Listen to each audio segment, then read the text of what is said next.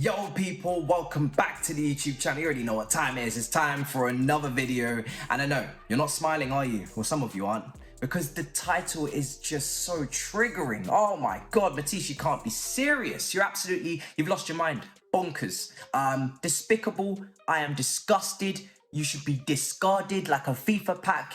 I am just absolutely washing my hands with, well, hold on a second. Can you listen? Can you hear me out? Let me know what you're thinking in the comments when you're done, and we can conversate and converse and just be peaceful about this, because they're not peaceful about this on Twitter. Oh my God, the Ronaldo stans. Jesus Christ, how could you talk about my GOAT like that? Okay, well, there's another GOAT as well, but even still, it's not about Messi, okay? Just relax, calm the hell down. Not everything is about Messi. Now, let's talk, because I want to start from the beginning, okay? Breathe. Matisse, how could you want to even voice your opinion on this when you wanted Lukaku? Well, okay, cool. Last summer, I wanted Lukaku. I thought he was the final piece because I thought he was challenging for the title. Lord and behold, we're shit. And we had a few issues, just minor issues, nothing major like a takeover or anything. Okay, cool. So now I've learned, right? And I've had a whole year's worth of learning and viewing my team. Of course, my opinions are going to reflect that. So let's get into it. Cristiano Ronaldo, how did he end up at Manchester United in the first place? Were they tracking him? Did they need him? Or did they buy him because his name is Cristiano Ronaldo? It was the latter, okay? They signed Cavani up for a new contract. You don't do that with a granddad if you're going to sign another granddad. No disrespect. So they needed a DM, they needed a centre-back, they needed a winger, but they signed Ronaldo and they didn't get the DM. Did they improve? No. Is that Ronaldo's fault? Not really. But is it their fault that they asked a 37-year-old to carry their team for the whole season? Yes, it is their fault. Should we be doing the same? No, we should not. Now, of course, he's on 500k a week, so you have to take that into account. If you are going to buy this player, you're not going to loan him from Manchester United, then of course you're going to have to pay him probably around about that money. That's going to take away from other potential signings, and therefore we're not going to improve all the areas we need to. Manchester United 2.0, ladies and gentlemen. But before we even get into all of that, like I said, Manchester United, their team was not fixed. They didn't have everything together. Manchester City were linked. The difference being their team is perfect. It is completely balanced. You all saw the way that they did their build-up play. Everything was symmetrical. Each passing lane was as thick as the other, and it was just absolutely artwork. It was like it should have been hung in a museum. Chelsea and Manchester United's passing maps, not as beautiful. We actually had a shocking link up with our striker this season, Lukaku, and Manchester United just refused to build up through the middle with McTominay. So we have things we need to improve. We have players that we need to sign, positions that we need to rectify, and Ronaldo is like the icing on top of the cake that you get as a rotational striker, not a starter consistently week in, week out, because he is 37 and he does not press. He's in the bottom percentile for pressing, by the way. Which is ridiculous for a team like us that want to press from the front. But again, it seems like if we were to sign this player, we would be once again jumping the gun, quick fix, trying to be opportunistic instead of prioritizing the system, prioritizing what we need to do to build longevity and try to actually build a structure and a team that can do something going forward. We would be then collapsing and capitulating for, once again, a knee-jerk signing where it doesn't really suit what we're trying to do. And of course, there's more underlying issues to be talked about. Now, of course, we signed a striker last summer because they scored goals, Matisse. They guarantee you 20 goals, as Ronaldo does. But that striker didn't get 20 goals because some of that was due to him. Actually, a large proportion, I'd say 99%. However, Ronaldo gets goals, so he's a better finisher. Of course he is. But is he a dribbler? Well, no, he's not. In fact, for dribbles completed, he finished in 168th position this season per 90 and is in around about the 48th percentile for dribbling. So he's not a dribbler anymore. If you watch Ronaldo, not what you think Ronaldo is, what he actually is, he's not a player that thrives outside of the box. He is a service player. He's a player that is in the box, scoring headers, scoring goals, 2 goals outside the box this season in 18, 3 penalties, and 4 goals on the 30th of October. And then on the 12th of March, he had 9 Premier League goals. So after that, he got 3 against Tottenham and 3 against Norwich. Kind of a little bit congested, but it is what it is. Manchester United is shit. But my point is, people, our chance creation is not that great. Now, chance creation-wise, in terms of big chances created, we sit 4th, okay? We sit 4th. Tottenham are ahead of us, and quite comfortably, Manchester United are behind us. We don't create as many chances as Manchester City or Liverpool, and we also miss a lot of big chances as well. 4th, well, actually, no, not 4th. fourth for big chances missed, sixth for goals scored. Oh my God. So you're thinking, okay, Ronaldo scores goals, we're sixth for goals scored, we get more goals. But why don't we score? Why don't we score more goals? Is it just because we can't finish? No, that is partly the reason, but also because we don't create, right? Because I just said fourth in terms of chances created and sixth in terms of goals and fourth for big chances missed. So we do need goals. We do need better finishers, but we got that last season with Lukaku, but we saw the system didn't work for him. Why? Because we can't find him all the time, and also because he's shit, but also because we can't find him all the time. So what do we need to do? We need to sign players that can find players. What do we need? Chance creators. Oh, that's why we're going for players like Dembele. That's why we're going for players like Rafinha, because they create, because they help us create more chances. So what do we actually need? We need goal scorers and chance creators. Well, what do we get? If we sign Sterling and Ronaldo, we get two players that thrive off scoring goals, end product statistics, but who creates the chances? Nobody.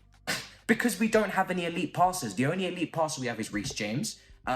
He creates a lot of chances. The midfield lacks, it doesn't have any. Let's just keep it a buck. Mason Mount, Gallagher, Kovacic, Jorginho, Kante, none of them are elite passers. Pulisic is not an elite passer. Ziyech is leaving with 9 big chances created behind Mason Mount with 10 who was on set pieces. Oh my God, Ziyech is going, that's less chances created. Oh, but then Reece James will stay fit, so that's more. Balances out. We haven't improved. That's how I see it, ladies and gentlemen. We're not improving. All we're doing is doing this for commercial, for shirt sales. If you wanted vibes, you could have got Neymar. We're not actually progressing. And it's not Ronaldo's fault, but he will end up being the scapegoat like he was at Manchester United because they expected more than he could offer. In my opinion, when I take a look at the situation, I say to myself, we need a player that can do both. We need a player that can create and score. Against low blocks, there's no point Ronaldo standing in the box if we can't get the ball to him. There's no point playing boring football where we just completely always cross to Ronaldo and not have any other method of attack. No vertical passing, no elite passes. We need chance creation. We need creativity. We need dribblers, people that can go past players. We don't have this. Now, if we get Sterling, we have dribbler. We have someone who can go past, but we don't have the elite passer. Sterling is not an elite passer. So that's the difference between us and Manchester City and why they were maybe going for him and why we should not. 500k a week is no small fee. If you sign him for 500k a week, you can bet your ass that we're going to not secure all of our targets. That's a very expensive player to add onto the wage bill. Now, in terms of Tuchel, this would just outline for me that he's not willing to stick to a philosophy or stick to any sort of system or style of play or actually put his stamp on this team. And we would just be going for whoever's available, signing players because they're available, not because we actually need them or want them or tracked them or wanted them before they became available, but because they are available. And that's not what Manchester City and Liverpool do. They sign players that fit their system, that they scout, that they track, that actually make sense, and then they flourish and prosper. We and Manchester United sign players out of opportunity because they want to leave clubs and therefore, oh, big name, they want to leave, we could do a deal here, let's do it. Not actually making any sense. Now, I've said a lot in a very short space of time. In my opinion, like I said earlier, whether it will happen or not, I don't believe that we should be going for Cristiano Ronaldo.